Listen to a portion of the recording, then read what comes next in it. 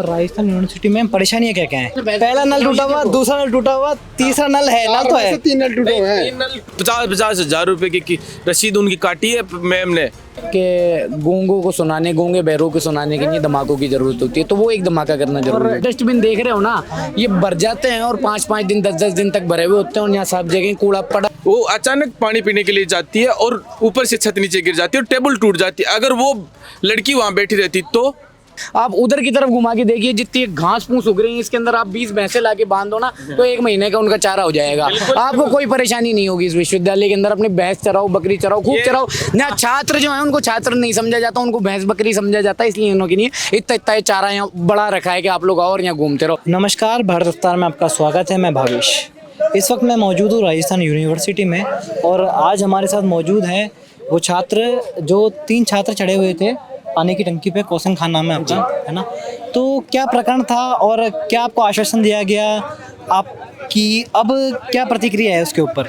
देखिए, सबसे पहले तो मैं आपको बताऊंगा कि राजस्थान में पिछले 4 सालों से छात्र संघ चुनाव बंद है।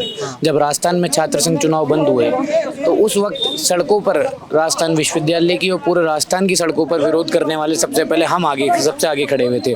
उस वक्त हम हमारी बिल्डिंगों की छतों पर चढ़े, भूख हड़ताल करी, सभी तरीके के हमने जतन किए, हमने ज्ञापन भी दिए, काफ़ी सारे अलग अलग तरीके से प्रोटेस्ट किए और तब से लेके आज तक हम छात्र संघ चुनाव की मांग इस पूरी राजस्थान के अंदर उठा रहे थे।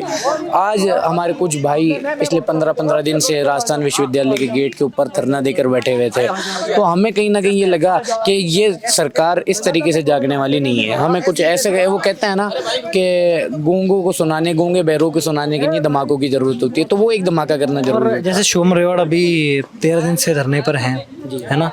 तो उस पर आपका क्या कहना है कि उनको ज़बरदस्ती बोल रहे हैं कि सरकार ले गई थी उनको, SMS में भर्ती कराया उनको, और अब उन्होंने बोला है कि अगर मुझे कुछ भी होता है तो उसकी जिम्मेदार राजस्थान सरकार होगी। बिल्कुल, ये सरकार जिम्मेदार है। सरकार इसलिए जिम्मेदार है क्योंकि वो उनकी मांगों के ऊपर बात नहीं कर रही, उनके ऊपर कोई सहमति नहीं जता रही। उनकी कोई मांग नाजायज़ है क्या?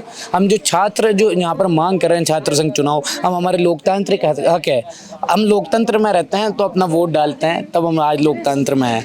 आज हमारे विश्वविद्यालय का जो लोकतंत्र है उसके अंदर आप हमारा अधिकारी छीन लोगे तो हमारे यहाँ रहने से क्या मतलब है? जब हमारा यहाँ कोई प्रतिनिधि नहीं होगा, हमारी कोई बात सुनने वाली नहीं होगा, हमारी मांगे मानने वाला नहीं होगा, हमारी चीज़ों पर बात करने वाले यहाँ नहीं होंगे, तो फिर यहाँ होना नहीं होना हमारा बराबर है। जो कुलपति है, जो स्टाफ है, जो बैठे हुए हैं लोग, वो तानाशाह हो जाएंगे और हो चुके हैं बिल्कुल जब से छात्र संघ चुनाव बंद है। राजस्थान यूनिवर्सिटी में परेशानियाँ क्या क्या है? आप यहाँ खड़े हुए हो, आप अपनी एक बार गर्दन चारों तरफ घुमाओ और आपको मुद्दे ही मुद्दे मिलेंगे, परेशानियां मिलेंगी। ये जो आप डस्टबिन देख रहे हो ना, ये भर जाते हैं और 5-5 दिन 10-10 दिन तक भरे हुए होते हैं और यहाँ सब जगह कूड़ा पड़ा होता है। ये आज ऐसा है कि आज यहाँ नहीं पड़ा हुआ।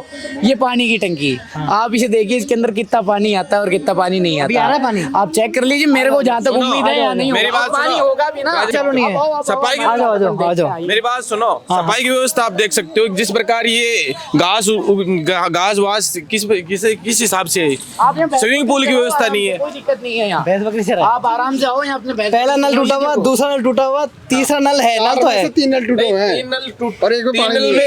एक नल में पानी आता पानी भी नहीं आ रहा। दिखा लो, इसमें आ जाओ, देख लीजिए, देख लो। मैं आपको बताऊं, पानी नहीं आ रहा।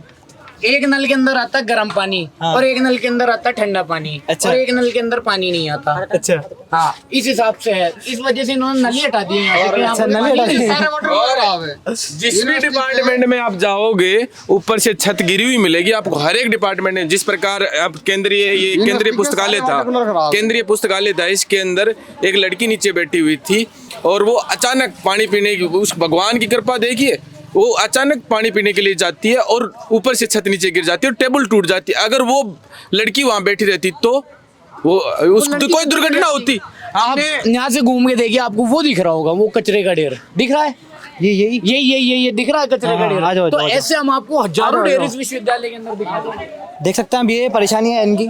आ जाइए, आप जब इस विश्वविद्यालय में घूमेंगे ना, तो ऐसे ढेर आपको हजारों जगह मिल जाएंगे।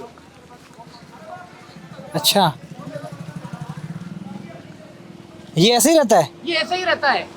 बल्कि इससे ज़्यादा होता है। ये तो फिलहाल आज अभी कम है क्योंकि बच्चे एक्टिव है इस टाइम पे छात्र संघ चुनाव और अपने मुद्दों की लड़ाई लड़ रहे हैं, इसलिए ये अभी कम है, वरना इससे ज़्यादा आपको पड़े हुए मिलेंगे। आप उधर की तरफ घुमा के देखिए, जितनी घास फूस उग रही है इसके अंदर आप 20 भैंसे ला के बांध दो ना तो 1 महीने का उनका चारा हो जाएगा। आपको कोई परेशानी नहीं होगी इस विश्वविद्यालय के अंदर। अपनी भैंस चराओ, बकरी चराओ, खूब चराओ। ना छात्र जो है उनको छात्र नहीं समझा जाता, उनको भैंस बकरी समझा जाता है, इसलिए इनके लिए इतना चारा यहाँ बड़ा रखा है कि आप लोग और यहाँ घूमते रहो। आप जाके देखो इन क्लासों के अंदर जो टेबलें होंगी ना, वो टेबलें सारी गंदी मिलेंगी, धूल मिट्टी में भरी पड़ी मिलेगी। और उम्मीद है कि जैसे ही आप बैठोगे कहीं से भी आपके ऊपर छत गिर सकती है, कहीं से भी आपके ऊपर पानी आ सकता है, किसी भी उसमें कमरा खुला हुआ कोई आपका? देखिए ये कमरा अभी टाइम इस टाइम पे बंद हो गया।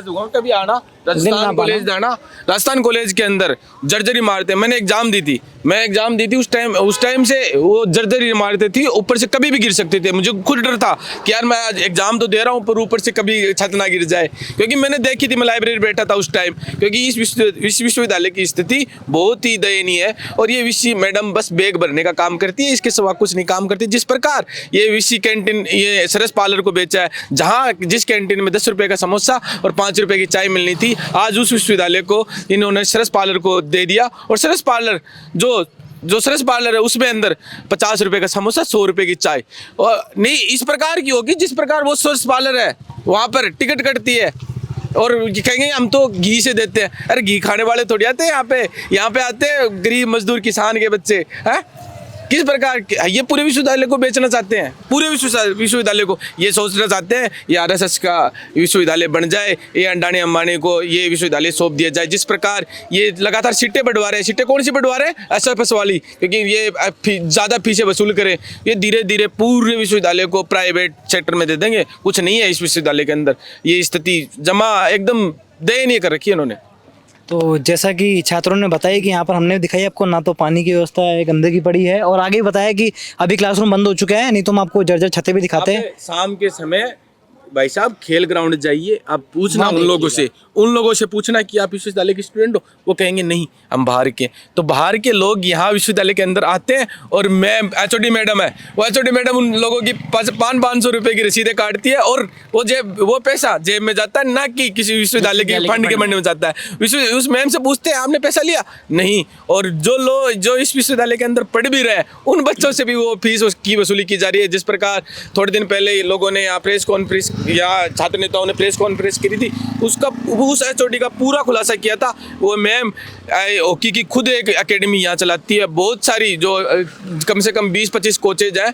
वो ऐसा है कि जो अभी ये शारीरिक दक्षता वाली परीक्षा हुई अभी, उसके अंदर 15 या 20 जो कोचेज थे वो अपने यहाँ पे हज़ारों स्टूडेंट आते थे, उनका पैसा 50-50 हज़ार रुपये की रसीद उनकी काटी है मैम ने, और सारा पैसा खुलेआम यहाँ लूटने का काम किया जा रहा है। शुभम रेवाड़ को अशोक गहलोत ने पानी पिलाया है। हाँ बिल्कुल, मैंने देखा जिस प्रकार जो शुभम रेवाड़ किस लिए जो एक छात्र नेता किस लिए लड़ रहा, छात्र संघ चुनाव के लिए, अपने एक लोकतांत्रिक अधिकार के लिए, जो जिस लोकतांत्रिक अधिकार के लिए क्यों लड़ रहा, जब इन आम बच्चों की ये विश्वविद्यालय का प्रशासन नहीं सुनता। एक छात्र नेता एक माध्यम होता है बीच का, वो उन विश्वविद्यालय के प्रशासन तक पहुंचाने का काम करता है, ना कि ये बच्चों की सुनते ही नहीं है। ये जिस प्रकार अवैध वसूली का काम करते, किस प्रकार ये रिवोल्यूशन के नाम पर, और बच्चों की मानने की बात ही नहीं है। स्टूडेंट जब किसी प्रोफेसर के पास, किसी एचओडी के पास समस्या लेकर जाता है, क्यों आया है, और इसलिए ऐसे बोलते हाँ बिल्कुल क्यों आया है। बिल्कुल, कोई एक अकेला बच्चा चले जाए तो उसकी सुनते नहीं है। आप देखिए पीएचडी के जो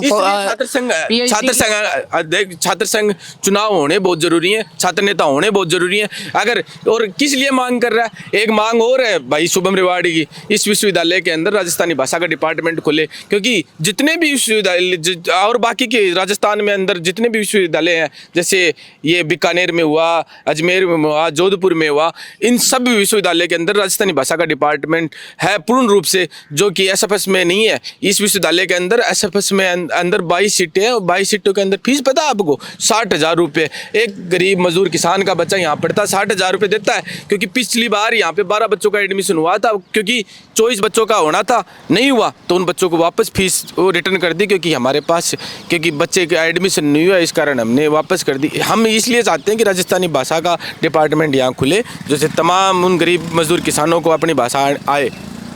धन्यवाद।